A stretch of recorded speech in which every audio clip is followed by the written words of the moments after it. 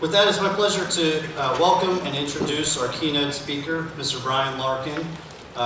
Brian is the director of the National Land Bank Center at the Center for Community Progress. He's a 20-year nonprofit executive and local government leader.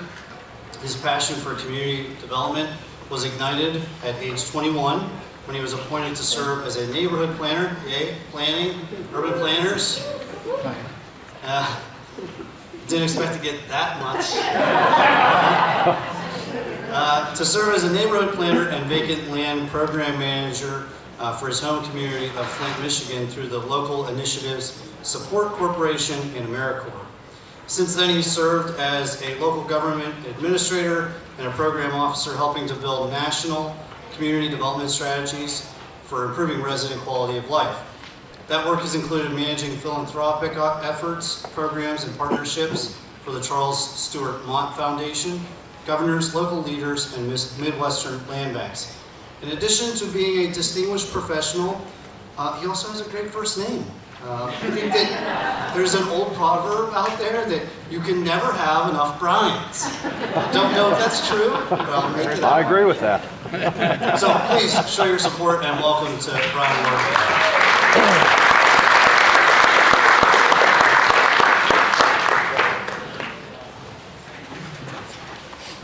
Thank you for that, Brian. So, good afternoon, everyone. The deck is stacked against me, so I'll be honest. We've had a full day of amazing speakers who have done the work and are in the weeds and know and are experts in the place. So right now, everyone who's taking notes, you've got ideas, networking, you're not gonna get any more of that. Like, that's it. You learned everything you're gonna learn. So I have to follow that, and of course, I have to follow lunch. And everybody's feeling good. It's the end of the day. So I have the deck stacked against me. My goal for today is less than 4 people fall asleep, and hopefully individuals engage a little bit. I don't have a formalized Q&A or anything at any point, but at any given time, if something comes up or resonates in a certain way, feel free to chime in. I have a few things where I'll call out and ask some questions. I won't do it classroom style or anything, but we'll go from there. We'll try to have some fun, and really just want to take this time to pull it all together. All of the things that we've heard today, all the different sessions, pull it all together about why we're doing this work. So I titled this session "Greater Together: Tackling Vacancy, Abandonment, and Deteriorated Properties." So I started with this picture. This is from the Kalamazoo, Michigan, through the Michigan Association of Land Banks. But there's a reason I started with this picture. So this spot is a former land bank parcel, and did a renovation, and then decided to do, wanted to do some placemaking work. And maybe it'd be great to do a mural. Well, we'll figure out, what can we do for a mural? What you have here is there was a local photographer in the area, and all of the individuals you see on there reside in the neighboring community. What is so important, and what will be the theme throughout what I'm talking about today, is that we not lose sight of these people. When we see the properties, when we see the challenges, it's not the building that we care so much about. We are not, okay, anybody here from historic preservation? Raise your hand. Okay, it's a safe place. We're not the historic preservation folks. We care about the buildings because of the people, because of the communities, and because of the places. And so I really like to start with this image at the beginning, because this is what land banks can do, this is what community development can do, this is what municipalities can do. We can find a way to turn our spaces into vibrant places for our community and for our residents. And I'm going to take my phone out so I can look at the time and not go on. I'm from the Center for Community Progress. Anybody who was in the session with Kim Graziani during our previous breakout got a much better breakdown of the Center for Community Progress. If you were not in there, Center for Community Progress is a national nonprofit that works with vacant, abandoned, and deteriorated properties. They led the work in the expansion of the field of land banking over the past decade plus. The hallmark card is the work of National Technical Assistance, which was headed up by Kim Graziani. Kim, for those who didn't see in your session, can you raise your hand or do something? See? Kim has done such amazing work in over 300 communities. The Center for Community Progress as an organization has really staked its hallmark on how can we turn these vacant spaces into vibrant places. This is me. I'm in the role of director of the National Land Bank Network. I come to this space with a background in municipal government, philanthropy, nonprofit, which means I've done a lot of bouncing around and not really sticking in one place. But the reason I'm so excited about this work now is because it brings all of that together.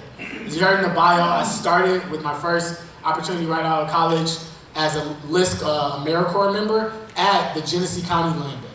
And so to have this opportunity to come full circle to see what can really happen in our communities, I'm really excited about that. The National Land Bank Network is relatively new. We got funding started by generous philanthropic donors in 2020. I began this work in January of 2021. Throughout the presentation, I'll talk a little bit more about what the network is doing and just there. So, why are we here?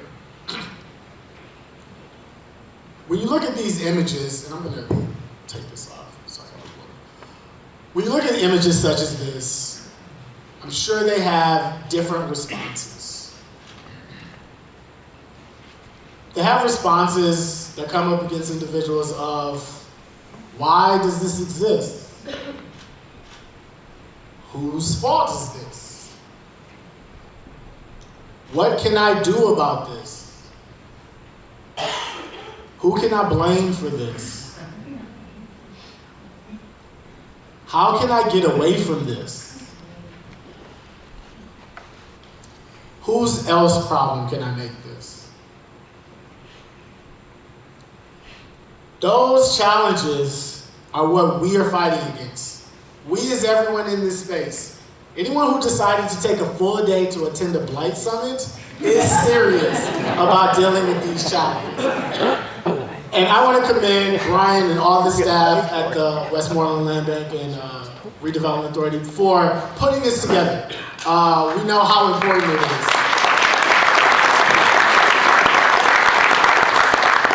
We know how important it is to share these ideas, but just to come together. In light of the pandemic, for many individuals, I'm sure this is our first time coming together at this scale to really talk about these issues. But the fact that we're here to talk about at a Blight Summit, what we're here to fight against. What we're here to fight against, again, is not the properties that are there. It's not the blight in your community on your main street. It's not that stubborn house. It's not that one neighbor that won't cut their grass. It is the systems that are in place that we have to be cognizant of. When you're looking at the tools that were laid out in our morning session, redevelopment, and some of our afternoon sessions, working with our development partners, looking at the whole system, if we develop solutions that don't address the realities in which we exist, we're going to get those properties back. I've worked with land banks all across the country, and as the field is beginning to grow, we're starting to see some of our early land banks that were started in the early 2000s coming with properties that have made it through their inventory more than once. You see that specifically in places where there's large inventories in different systems. Get a little bit, and there's a distinction, one state from the other. But the point is, these interventions and these works, putting the facade onto the house, doing the project, finishing the transaction is great, but it needs to be aligned with, why do we end up with this in the first place? What underlying policies are helping it to be where we're seeing a lot of this? Especially if you're in communities where you can pull up a map and you can point to me right now, this is the area where our blight is. Who's in a community where they can point on a map to the general area where their blight is? Raise your hand high if that's because of your community.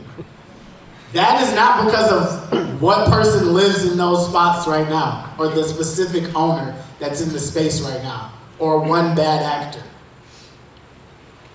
when we're recognizing our strategies, we have to figure out ways to understand what underlying policies were there in financing, what underlying policies were there in when we're dealing with single-family homes and home ownership, what underlying subsidies were provided in other areas to extract value from these places. Because once we recognize that, it is not to say we must be paralyzed, that, oh, I can't do code enforcement here because historically, we've seen redlining. That's not what we're saying. We're saying, how are we developing strategies that look to be cognizant of the past and reality, and to look to break those bonds, to break those ties.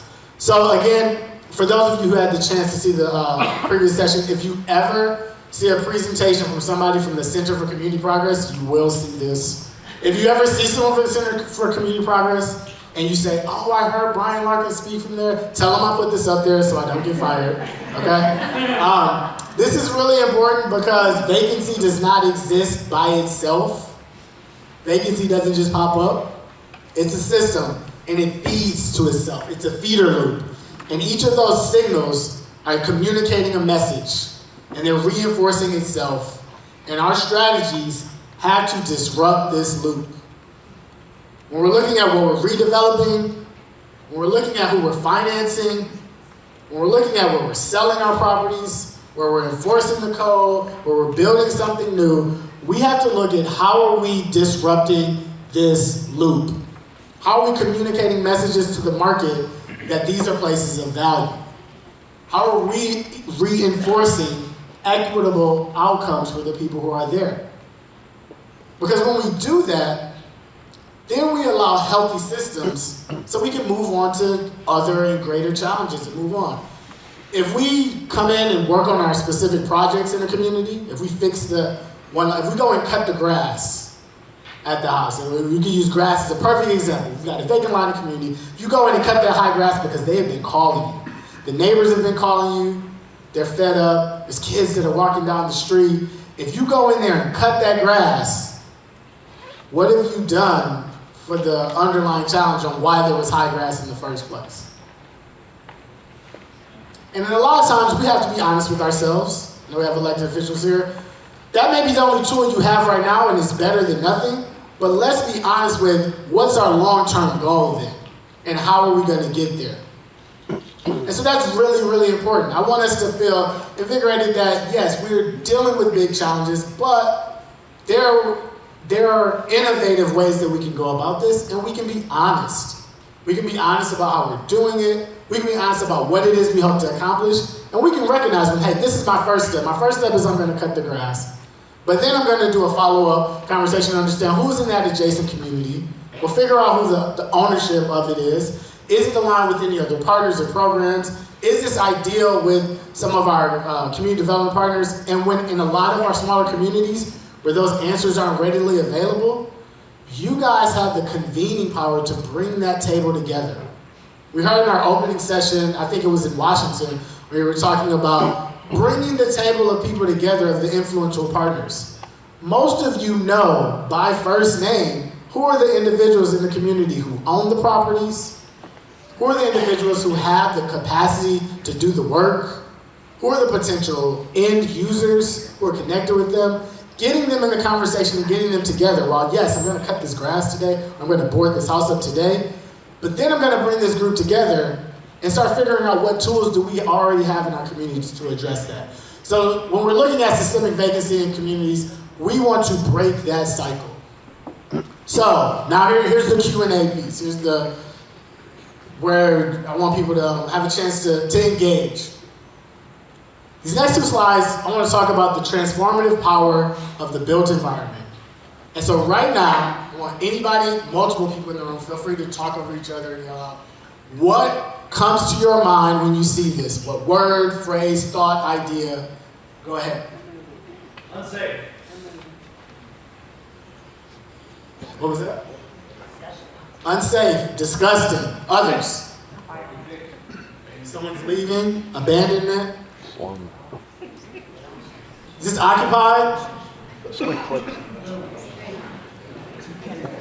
See? I heard no, or could be, vacant.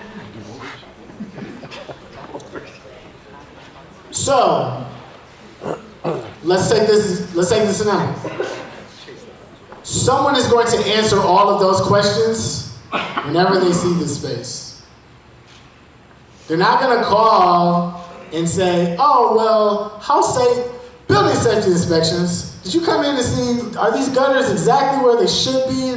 No, the decision has already been made by the individuals who observed that. So here's the example I want to give you. We have a 4-year-old girl named Janet. Janet lives across the street from this. When Janet comes out to walk to the school bus, she sees this every day. When she comes home, her mom's probably less likely to let her play outside in the yard or play outside in the street with her friends. As she's coming and going, other people, when they're dropping things off, are less likely to pay attention to litter.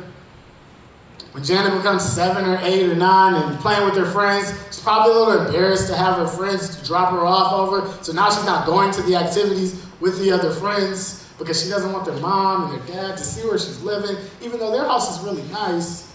When she gets to middle school, she tells Janet's mom she wants to move. Now she's feeling the pressure. Janet's mom is working multiple jobs. This is from the built environment. All of these impulses, all of these ideas about who she is, what other people think about her and her family, how she is positioned compared to everything else, comes from a physical aspect. None of us are telling these individuals anything. But it's not just the person across the street. It's not just the person who has to live next to it. It's the people who come through. I've heard so many times today in the different sessions when we're talking about blight, the first thing that comes to people's minds, your Main Street. Man, I got this building on my Main Street. If I could just do that, and you know why? Because that building is going to talk to everyone who comes into your town, whether you get a chance to ever meet them. When you drive through and you see this type of thing, it sends a message to you, whether right or wrong. And that's why I asked the question about whether it's occupied or not. I don't know if it's occupied or not. But you're going to make an assessment based on this. And this is not a statement about what's wrong with us as people or not being prejudiced or judgmental. No. This is about being human, and these places are talking. And as they communicate those messages, we are acting. We are acting with our dollars. We're moving. Where we're locating, we're taking value from places. That value in our homes impacts other things, funding different places. So then it's so important what we do. When you think about code enforcement and when you think about demolition and removal of structures, it's not the structure that you're changing. It's the message that your community is communicating about who you are, about what type of place you are, about how accepting you are and open, and the future environments that you want to have.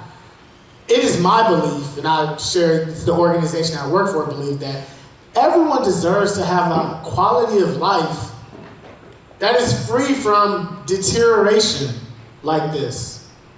Everyone doesn't have to live in a mansion. Everyone doesn't have to be in the most expensive thing, and we understand that there are different classes in the country, but at no point in time should Janet, in our example, have to feel less than because of what's around her. So again, same communities, same places, same geography, same street. Now what is communicated? Go ahead. What's the first thing that comes to your mind when looking at these series of pictures? You can pick one or whatever. What are some of the words or ideas that come to mind? Pride. Inviting. Welcoming. Safe. Who said safe? Raise your hand. I appreciate that. And so, vibrant, safe. I used to, my background was working in municipal government, and one of the biggest things that you'll hear, especially in urban centers, is crime. Crime is up. You know what the problem is? Those police, they don't come fast enough when I call them. And, I would think all the time, I would say, well, I don't don't think the police were gonna catch the people before they did the crime. They could possibly, but they would have to be everywhere, all the time. Yes, we want to be living in a place where the services that we pay for are responsive. But the reason people don't feel safe is usually not because they can count the number of police. Your interaction with law enforcement is usually pretty limited. You have already decided if you feel safe and if you're in a safe place with what the built environment is communicating to you. She said it was safe in this picture, and I appreciate that. But it could have been a murder here yesterday. We don't know. It feels safe, and the perception of safety is so important for our communities to become inviting. I believe you said inviting over here. That is the work that we're doing. The work that we're doing is about making sure that our communities are presenting us as valuable places to reside. So I appreciate that, and I recognize that it may be challenging when we're doing this work because we always want to get to the ideal, the end goal, but this is why everything is really, really so important. And I want to commend you all for all that you continue to do in the space to make sure that your built environments are communicating the messages that reflect your community. So really quickly, just want to touch on a piece on the other half of my conversation today. I think the first half is, hey, your built environments are talking, and the conversations they're telling are conversations that have a history of systems in place. The other half is, you as individuals need to be talking. This conference and this summit is so important, and the most important part of this, and Brian didn't even pay me to say this, but the most important part of this conference is what's going to happen after. And yes, long-term after, but like immediately after, networking, this session, because you need to be talking to the people and the places. There are so many resources in this room. There's so many success stories, there's so many ideas, there's so many connections, because in order to make sure that properties, that our built environment are communicating our values, we need our systems to start to work into play and to work together. Some of the systems we talked about today, when we had that blighted property, when we saw this one right here, one of the first things we want to get to do is in this top right corner, top right corner, we want them to, we want to bring in compliance, fix it up. That was the example that we heard in our previous session. The tools we have to get to fix it up, many of the people who are in this room right now, your municipality, your code enforcement pieces. Oh, but they won't fix it up. Well, I'm done. I tried it. I did my code enforcement piece, and they did. No, how do we feed into what's next? Okay, well, how can we transition this property to a new owner? I don't know, on code enforcement. Well, in the previous sessions, we heard about examples of where, when you're doing those code enforcement visits, who's here in code enforcement? All right, who can tell me a rough estimate of what it costs to go out and either do a potential like code enforcement visit, whether it's a board up or going to do a citation? What's the cost to your municipality on that? Does anyone have a rough number? I'm not going to hold you to it or call your municipality. No? No? You guys are incurring those costs. No. The person who bought the property, who's letting go, living scot-free and clear. When they're not coming into compliance, you're spending money. You're spending your time. You're spending your resources. Those are your constituents' dollars. Those are taxpayer dollars. So we're looking at, I said we need to be talking and working together. When we hand that off, how can we work in systems that are accurately communicating, hey, yeah, you owe taxes, but also you have compliance, code violations, and here are the resources that we put into your house to keep it safe. You owe all of that. Like, that's what that cost is. If that's not being covered, how can we transition that process, how is that communicating with our tax foreclosure process, where they're not separate entities, where they're working one and the same, we're calculating what the full value is, and ultimately having a system where, when we talked about, for those of you who are specifically serviced, have land bank properties, how can we get it into an entity once we've realized you're not going to fix it up, you're not paying the cost that's there. We accurately reflected how much you are draining from our community. You're not paying that. How do we get into a place like the land bank, and specifically here, the Westmoreland land bank, where you can hold and maintain that property? And then how can we do this last piece with our CDCs, and we've got Habitat who's out there doing presentations, because you're not done there. When you figured out, hey, well, I got them to be compliant, or we got it over to the land bank, or we got it through the tax sale, or we got it through the piece, how can we get to this last piece of sustainable reuse for the benefit of the community? And so in our developer session earlier today, we saw some great examples of when people came together, making those balance sheets work. We had financing partners who were really willing to think outside the box. But the next question after that is, towards what benefit of the community? Because if we can't figure that out, it's going right back to the code enforcement folks, because they couldn't turn quite the profit they thought they could, and we're ready to move on to the next. And then we just got right back in that cycle. So all of these pieces are so important, and the people who are in this room are the ones who have the power to think through it at different levels, and to really think through, okay, well, this is what the tools I know I have, and this is what happens when I get done with it. This is what you're doing. So these sessions, these conferences, take more time to do this and start thinking about this and understanding ways in which your process can be effective in the long run, and you can be more efficient with your time. Who wants to keep doing the same thing over and over and over? We want to see a difference. We want to make a difference. And we want to help improve our communities, and that's why we're here. So really quickly with land banks, just a quick shout out to the field of land banks. There are about 250 land banks throughout the country. They vary, and what their powers are different. Pennsylvania is really unique in the fact that your redevelopment authorities can adopt the powers of land banks. I have some of them mentioned up here. Essentially, what it looks like is land banks, they're working well, can get into this line of property. They say, hey, I've got this pipeline, I can get these properties, I can get it to you relatively cost effective, but the most important part is that the next to last bullet, that the disposition is not driven by highest price, but best outcome. You have a land bank here, and what I really the reason I wanted to highlight that, the powers of the land bank came from the state enabling legislation. We can get to the details of that. The reason I wanted to highlight that piece, this bullet right here though, about not driven by highest price, but best outcome, is because here's the key. The land bank powers do not belong to an organization. So I hear a lot of times people talk about, I want a land bank, or we want a land bank, we want our land bank to do this, or I'm a land bank, I need them to fund us, or what's the land bank going to do for me? Those key powers that I mentioned on the previous slide, and I'll bring them back, these are not the powers of the organization. These are the powers that everyone that's served by a community has.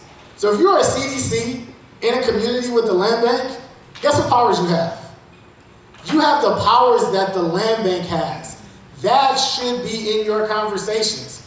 Now, how does that come? It comes with building relationships and understanding which properties align with that. You can't just go and run rogue and acquire whatever properties you want. But the point is, the conversations that the land bank has, these are not entities that are meant to just do it all beginning to end. We've got this all figured out. No. Communities needed tools to be more responsive to what was happening with people walking away from properties at a rapid scale. It's not the thought that they had to do everything in of themselves, though. So what I want you guys to leave here and thinking about, especially for those of you who are specifically from here in Westmoreland County, your service, is that you exist in a community. Is this a timer? Is it time for me to go? Ooh, I think we're good. Somebody got a call. Is that you guys have these powers, and let's start thinking differently. Again, I'll go back to, if you're working, for anyone who's working in development, CDs, whether it's private development, for those of you in the financing, CDFI side, community development financing, or your CDCs, if you have the powers, and again, you'll have to take the time to understand exactly what Pennsylvania gives the land bank's powers to do in the place, and understand the priorities of the land bank here. But if you had the ability to say, okay, the tax foreclosed property that comes through here, we can, everything that's tax foreclosed and coming through, we can look at that. That's a potential. We can use that, and it can hold for tax exempt if it takes us a while to do this project, and we can figure out a way to move it into some other systems. That changes how you're prioritizing your work. It changes how you're bringing in the community, and it changes how your residents. The title of this was Greater Together for a reason. Your community has land bank power. If you live in a place, your community has land bank power, and it's executed by Brian and his staff at the Westmoreland Land Bank and Redevelopment Authority.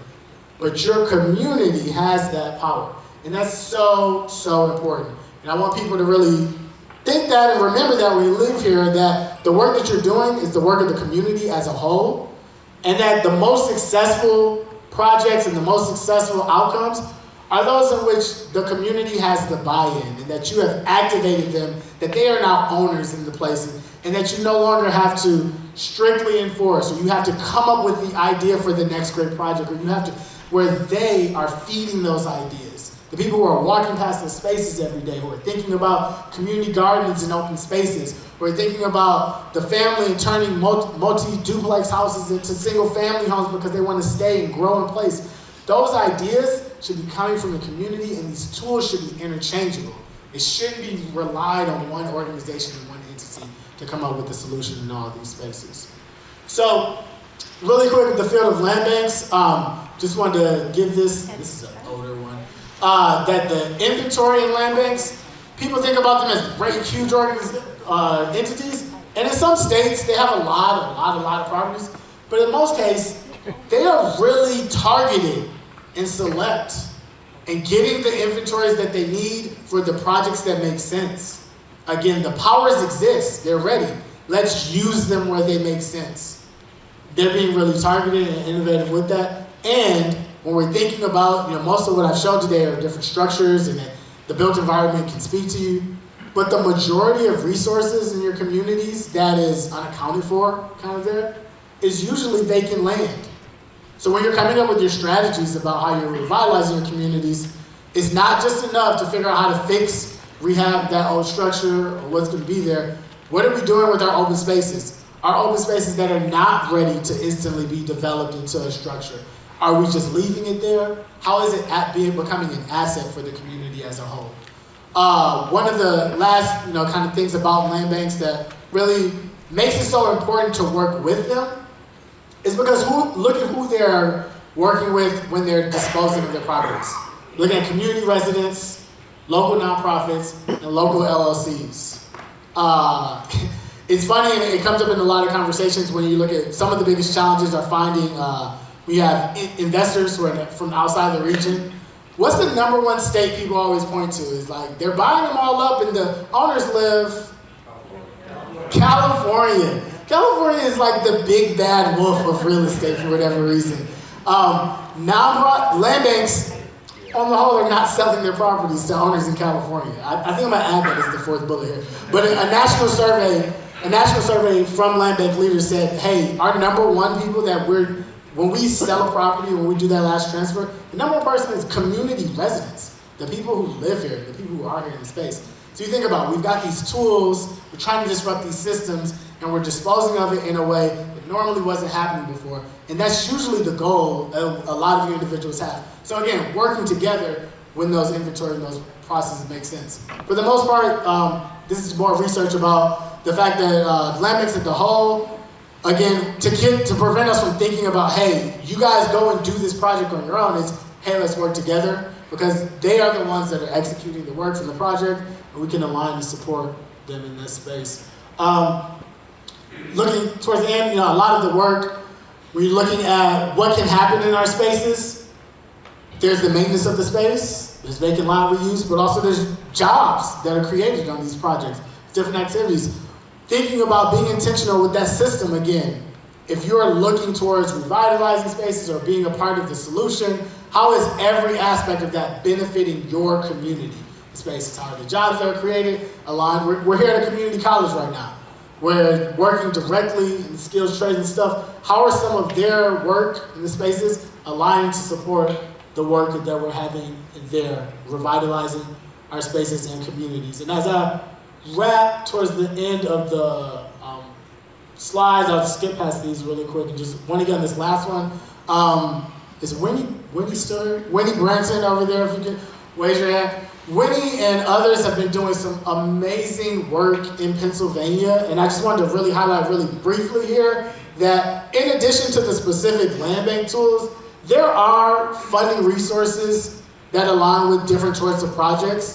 There are ways that we can be innovative and creative about that. So I didn't want to make it seem like, oh, it's all about the system and there's nothing you can do. There are some creative ways that we can make development happen, that we can revitalize our community. Here in Pennsylvania, you have specific resources, and I mentioned Winnie is one of the people that's really laid out where they all exist, where the powers exist and what's there. But there are specific grants and tax credits that align with engaging in that work. The laws that allow for specific types of code enforcement. We talked earlier about a conservator, and there are a bunch of different laws, how we uniquely apply them in ways that are most beneficial places. And then there's specific organizations, there's statewide organizations, there's your land banks, there's your Pennsylvania housing associations that are really, really important that you need to understand and align with that work because they are in place so that your work can be done better. So yes, while a lot of what I talked about was the kumbaya and all of that around it, but there are tangible, on-the-ground tools and resources to make your work more possible. And when you have these ideas, because you guys are the ones that are seeing it, you're in your community, you know what's needed there, you're having those conversations. When you're seeing that, if you can align it with the resources that are already there, execute, use the state law and your local ordinances, that's where success is most possible. So I want to thank you guys for allowing me to come and speak today, and I will pass it back over to the more handsome Brian.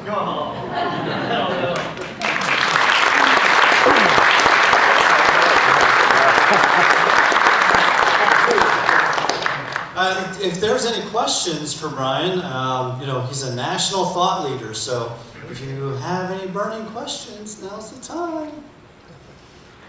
Okay. Thank you again, Brian. Thank you very much.